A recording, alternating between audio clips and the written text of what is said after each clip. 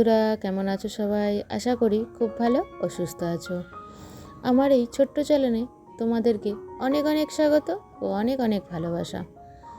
I hope আজকের ব্লগটি তোমাদের খুব ভালো লাগবে। তো আমাদেরকে হঠাৎ সাজতে দেখে তোমাদের নিশ্চয়ই মনে প্রশ্ন জাগছে যে আমরা কোথায় যাব। তো আমরা এখান থেকে প্রথমেই যাব আমার দিদির ইচ্ছায়, যে ও কালীঘাটটা কোনো দিন দেখেনি, কালীঘাটে যাব, ওর আবদার। সেই জন্য ওখান থেকে হয়ে তারপর আমরা বড় বঞ্জির বাড়ি যাব। তাই এই গরমের দুপুরে বেরিয়ে পড়ছি। আর আজকের গরমটা বেশ ভালো পড়েছে, জানো তো।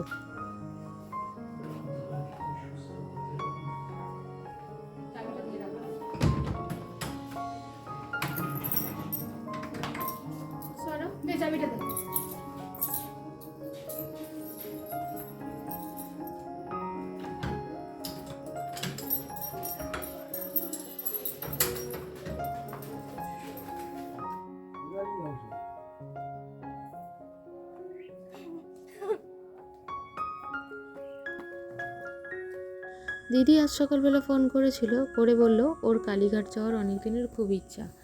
আর আমার বরেরও নতুন মেট্রো স্টেশনটা হয়েছে, গঙ্গার ভেতর দিয়ে যাব, সেই জন্য ওরও ইচ্ছা। তো দুজনে মিলে ঠিক করা হলো যে ঠিক আছে, কালীঘাটে মেট্রো করেই যাব।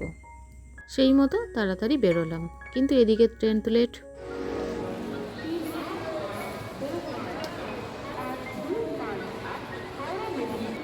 2 ঘন্টা পরে ফাইনালি এসে পৌঁছালাম হাওড়া স্টেশনে। এখনও দিদি আসেনি, দিদির ওইদিকে ট্রেন লেট, দিদিও আসতে পারেনি। আর এসে দেখলাম মেট্রো বন্ধ, আজকে রবিবার, আজকে মেট্রো বন্ধ। তাই এক রাশ আশা পুরো একদম জলে পড়ে গেল। তো কী করব, অগত্যা নিজে বাইরে থেকে ছবি তুলে 2টো রিলস বানিয়ে চলে গেলাম বঞ্জির বাড়ি। তো এটা হচ্ছে দোলের দিন সকালবেলা। আগের ব্লগেই তোমাদের বলেছিলাম যে আমার গপুকে শুধু আবির দিয়েই আমার দোল খেলা শেষ হয়ে যায়, ওখানেই শুরু ওখানেই শেষ। কিন্তু এবারেতে আমার বঞ্জি আর বঞ্জি জামাই অনেক করে ডেকেছিল, তার আগে ওর বাবা মা ডেকেছিল। তো আমাদের একটা জায়গায় অন্য জায়গায় যাওয়ার কথা ছিল, সেই জন্য আর যাওয়া হয়, মানে ভেবেছিলাম যাব না। তারপর যখন হলো না, ভাবলাম ঠিক আছে চলো ওখানেই যাওয়া যাক। আর ইনি হচ্ছেন ঘন্টু, মানে ওদের খরগোশ। আর এই পাখি দুটোর ছবিটা তুলে চলে এলাম নিচে রং খেলার মূল পর্বে। এটা হচ্ছে আমার বড় বঞ্জি মাম, আর ছোট বঞ্জিকে তো তোমরা চেনোই, নেহাকে। রিনি হলেন ওর শাশুড়ি, মানে আমার দিদি ভাই। আস্তে আস্তে মাখিয়ে দিলাম, ধুলো ওড়েনি কোথাও।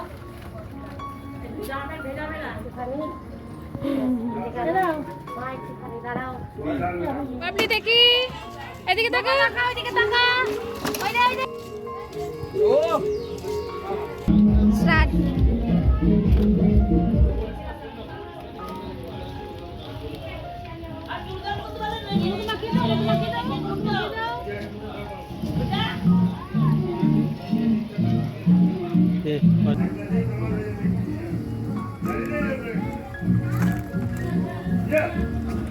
আর এই পুচকু রানিমাটা হচ্ছে আমার নাতনি, মানে বড় বঞ্জির মেয়ে।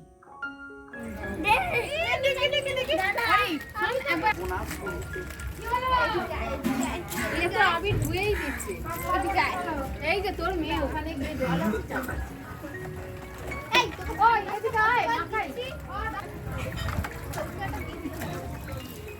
বাবা, এবার গায়ে জল দিচ্ছে। বনিকে দিস না, বনিকে দিস না শোনা, বনিকে দিস না, বনির চোখে মুখে ঢুকে যাবে, বনিকে দিস না।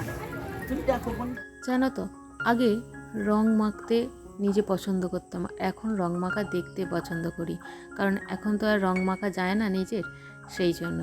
তো যাই হোক, ওখানে গিয়ে প্রচুর আনন্দ করেছি আমরা, থ্যাঙ্কস টু দিদিভাই, দাদাভাই আর বঞ্জি জামাই তো আছেই দুজনে। তো সবাইকে রং মাখিয়ে এবার ওরা একটা গান চালিয়েছিল, একটা কেন অনেকগুলোই গান চালিয়েছিল, গানের সাথে ওরা নাচছিল, কিন্তু গানগুলো আমি তোমাদের শেয়ার করতে পারলাম না, কারণ জানোই তো তোমরা কপিরাইট চলে আসবে, তাই গানগুলোকে মিউট করে দেওয়া হয়েছে। আর বিশ্বাস করো, এই যে আমার কর্তাটিকে দেখে আই অ্যাম তো অবাক, কারণ বাড়িতে রং মাখতে চায় না, আবির দিতে চায় না, আমাকেও কোনো দিন দিতে চায়নি। সে গিয়ে এখানে আবির মাখছে।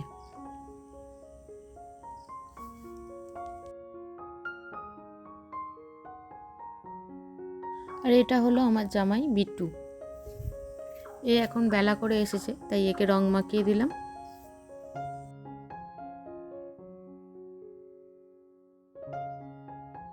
গানটা যে মিউট করেছি তার জন্য আমি অনেক দুঃখিত, কারণ কিছু তো করার নেই, এটা আমাদের রুলস। আর দেখো এখানে গান নাচগুলো প্রত্যেকটাই ভালো হচ্ছিল। আর দেখবে অনেক অনেক ভিডিওই আছে নর্মাল যে কথাগুলো হয় সেগুলো দিলে দেখবে বেশি ভালো লাগে, তাই না? তো এখানেও নাচের গানটা দিলে খুব ভালো লাগতো। আসলে আগের ব্লগেই যে বলেছিলাম না যে তোমাদের দাদাভাইয়ের শরীরটা খারাপ, সেই জন্য কালকে এসেই ও অসুস্থ হয়ে পড়েছিল, সেই জন্য আর ব্লগটা কন্টিনিউ করা হয়নি। আর তারপরেই আমার স্ট্যান্ডটাও গিয়েছিল ভেঙে, সেই জন্য আজকে ব্লগটাও স্টার্ট করতে অনেকটা দেরি হয়ে গেছে। আমি এই ভিডিওটাতে যতটা পেরেছি, যখন দেখেছি গান নেই সেই কথাগুলো দেওয়ার চেষ্টা করেছি, আর যেখানে আজ দেখলাম আছে সেখানগুলো আমি মিউট করেছি, ঠিক আছে? এরপর আমি চলে গেছিলাম স্নানে, কারণ আমি তো এখানে বেশিক্ষণ থাকতে পারবো না, তাই থাকিনি, চলে গেছিলাম। আর এরপর তোমাদের দাদাভাই তুলেছে। তো যাই হোক, আমার বকবক আজকের মতো এইটুকুনি। তোমরা ভালো থেকো, সুস্থ থেকো, আর আমার পরের একটা ব্লগের জন্য অপেক্ষা করো। তো আজ আসি, টাটা।